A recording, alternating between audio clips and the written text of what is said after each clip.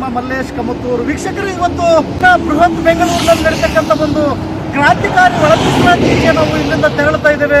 ಆ ಗರುಡ ನ್ಯೂಸ್ ಮೂಲಕ ಅಲ್ಲಿ ನಡೀತಕ್ಕಂಥ ಪ್ರತಿಯೊಂದನ್ನು ಕೂಡ ತೋರಿಸ್ತಕ್ಕಂಥ ಒಂದು ಪ್ರಯತ್ನ ಮಾಡ್ತೇವೆ.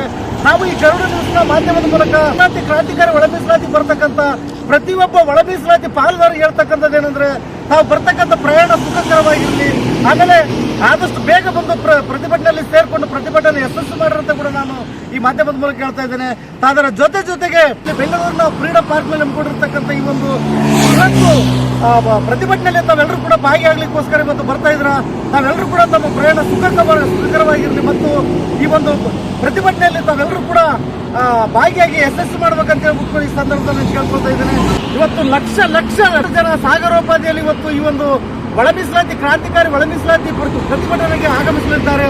ಇದರ ಇಂಪ್ಯಾಕ್ಟ್ ಬೆಂಗಳೂರು ನಗರದ ಪ್ರಮುಖ ರಸ್ತೆಗಳನ್ನು ಕೂಡ ಬಂದ್ ಮಾಡಲಾಗಿದೆ ಮತ್ತು ವಿವಿಧ ರಸ್ತೆಗಳು ಕೂಡ ಬಂದ್ ಮಾಡಲಾಗಿದೆ.